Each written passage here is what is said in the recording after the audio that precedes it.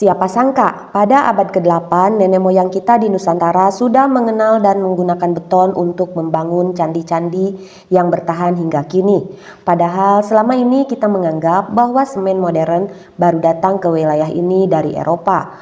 Temuan ini membuktikan betapa majunya peradaban kita jauh sebelum pengaruh barat masuk, mengubah pandangan tentang sejarah teknologi dan kebudayaan Nusantara yang lebih kaya dan kompleks daripada yang sering kita bayangkan.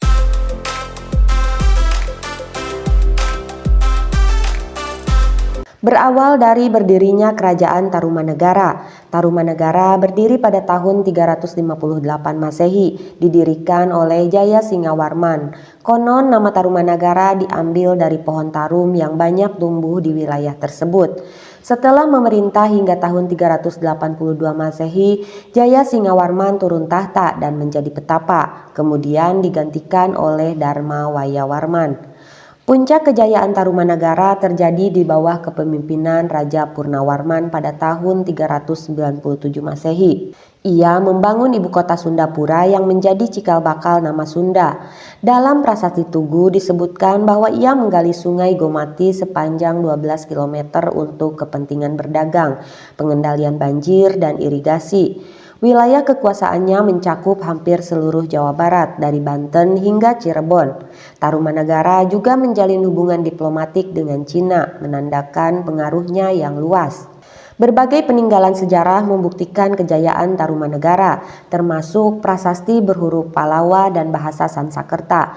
Beberapa di antaranya adalah prasasti Ciaruten, Pasir Koleangka, Kebun Kopi, Tugu, Pasir Awi, Muara Cianten, dan Cidanghiang.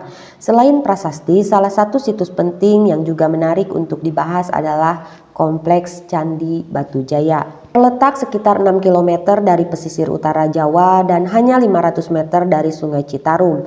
Kompleks Candi Batujaya merupakan situs percandian yang luas. Bukan hanya terdiri dari satu atau dua candi, melainkan banyak peninggalan yang tersebar di area sekitar 5 km.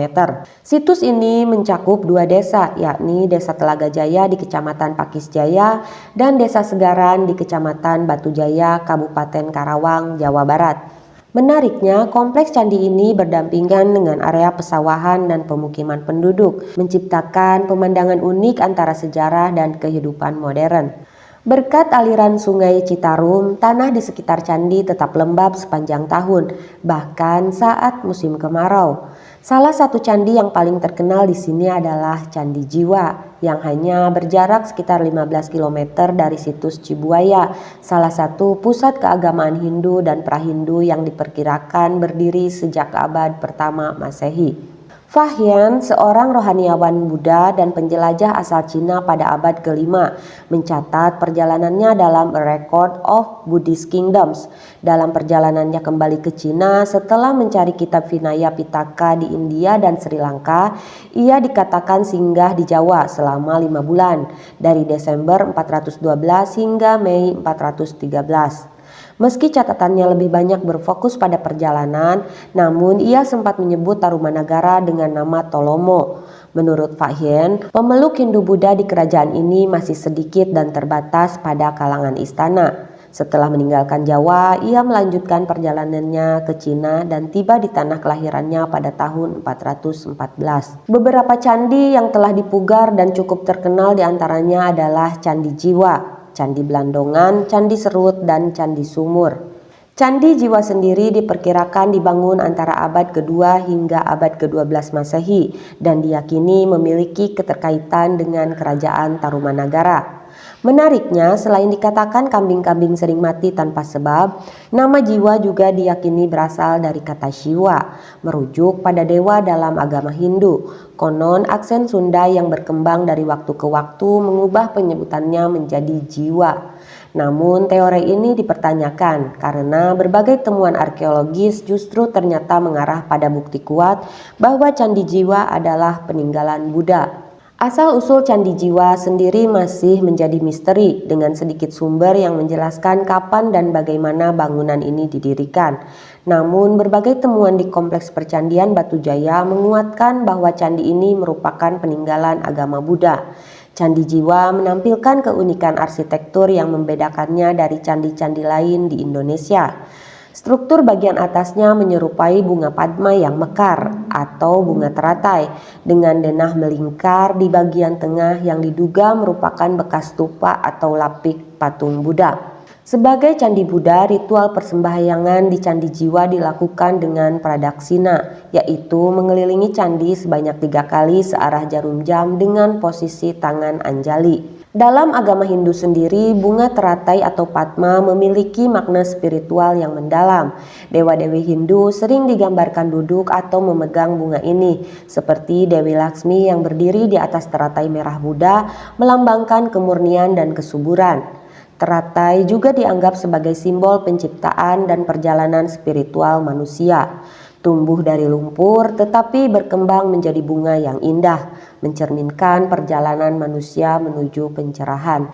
Sementara itu, dalam ajaran Buddha, teratai melambangkan kesucian pikiran, tubuh, dan jiwa. Bunganya yang mekar di atas air yang tenang menggambarkan kebangkitan spiritual dan ketenangan batin. Teratai juga dikaitkan dengan nirwana, siklus kelahiran dan kematian. Setiap warna memiliki makna tersendiri. Teratai putih melambangkan kemurnian, sementara teratai merah muda sering dikaitkan dengan Sang Buddha dan pencerahan tertinggi. Pada kompleks Percandian Batujaya, analisis radiometri karbon 14 mengungkap bahwa candi-candi di sana dibangun antara abad kedua hingga abad ke-12. Temuan ini diperkuat dengan berbagai artefak seperti prasasti, keramik Cina, votif tablet, serta arca-arca stuko yang memiliki penanggalan absolut dari Cina dan bentuk tulisan paleografi khas masanya di Candi Belandongan. Dengan 4 tangga di setiap sisi dan selasar yang mengelilingi bangunan utama, candi ini diduga kuat berfungsi sebagai candi pendarmaan Raja Purnawarman, terlepas dari keyakinan Hindu Waisnawanya. Temuan amulet yang kaya akan simbolisme Buddha di Candi Blandongan, termasuk penggambaran mukjizat ganda Buddha Sakyamuni, mengindikasikan kuatnya pengaruh ajaran Buddha Mulasar Wastiwada di wilayah ini. Amulet-amulet ini bersama dengan lempengan emas bertuliskan Palawa dan Sansakerta, memberikan wawasan berharga tentang praktik keagamaan dan budaya pada masa itu, serta memperkuat dugaan bahwa Candi Blandongan bukan sekedar tempat pemujaan, tetapi juga pusat spiritual dan budaya yang penting. Dikatakan lempeng mantra tersebut digunakan untuk menolak bala yang terbuat dari emas. Lempeng ini biasanya diletakkan pada awal pembangunan candi sebagai bagian dari ritual suci. Saat ditemukan oleh seorang peneliti dari Perancis, lempeng emas tersebut katanya dipinjam untuk penelitian. Lalu benda berharga itu dibawa ke Perancis dan hingga kini belum dikembalikan. Duh, kalau sampai dijual atau hilang begitu saja, betapa ruginya kita kehilangan bagian dari sejarah bangsa sendiri. Penelitian di Batujaya pertama kali dilakukan pada tahun 1984 oleh tim arkeologi dari Fakultas Sastra Universitas Indonesia, kini Fakultas Ilmu Budaya UI. Setelah masyarakat setempat menemukan benda-benda purbakala di area persawahan yang tertimbun tanah. Gundukan tanah yang menutupi temuan tersebut disebut unur oleh penduduk dan banyak diantaranya dianggap keramat. Di belakang rumah nenek saya dulu banyak sekali lubang unur-unur. Apakah itu ada hubungannya dengan unur yang dimaksud dalam sejarah? Siapa tahu ada candinya juga kan? Candi Jiwa, sebuah struktur kuno yang dibangun menggunakan batu bata berlapis kapur. Para pembuatnya tampaknya telah memahami kondisi lingkungan sekitar yang memiliki tingkat erosi tinggi. Namun uniknya, dalam susunan batu bata candi ini ditemukan sekam padi yang berfungsi menjaga daya rekat tanah lempung atau aluvial agar tidak retak saat proses pembakaran. Setelah pemugaran, keindahan arsitekturnya semakin terlihat jelas. Kaki candi dihiasi dengan pelipit pata atau pata, pelipit setengah lingkaran atau kumuda, dan pelipit penyangga atau utara. Bagian kaki ini juga memiliki sambungan bata yang dilapisi stuko, lapisan tipis berwarna putih, menunjukkan bahwa dahulu seluruh candi kemungkinan besar tertutup oleh stuko yang memperindah tampilannya. Di atas kaki candi terdapat struktur lingkaran dari batu bata dengan diameter sekitar 6 meter, semakin menguatkan kesan bahwa Candi Jiwa dulunya adalah sebuah pusat pemujaan Buddha yang penuh kemegahan. Di tanah lapang yang sunyi terdapat sebuah lempengan batu yang terasa ringan saat diangkat. Tak jauh dari situ berdiri sebuah sumur tua, peninggalan peradaban kuno yang membangun situs percandian ini.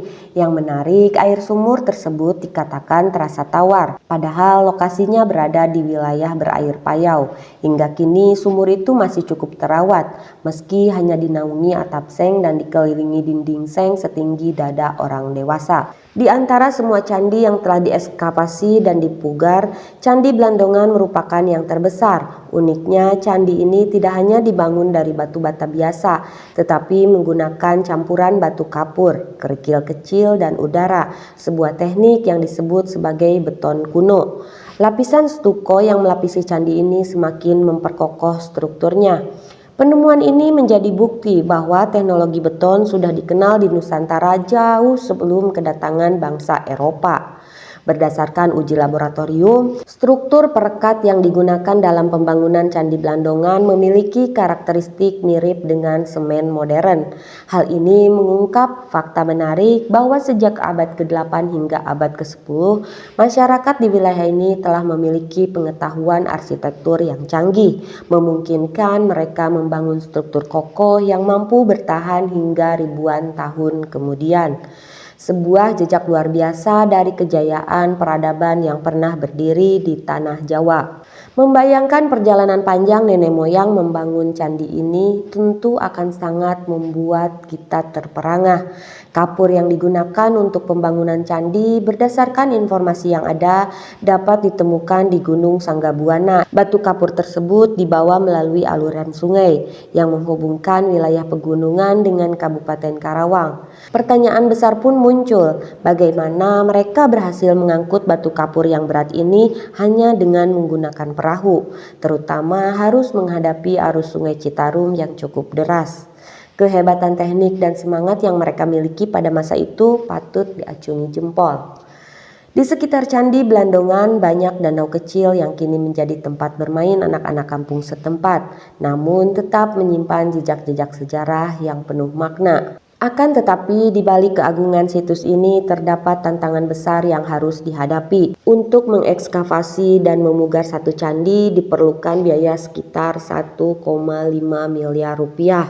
Pemerintah tentunya harus mempertimbangkan dengan hati-hati sebelum mengalokasikan dana untuk pemeliharaan situs percandian ini.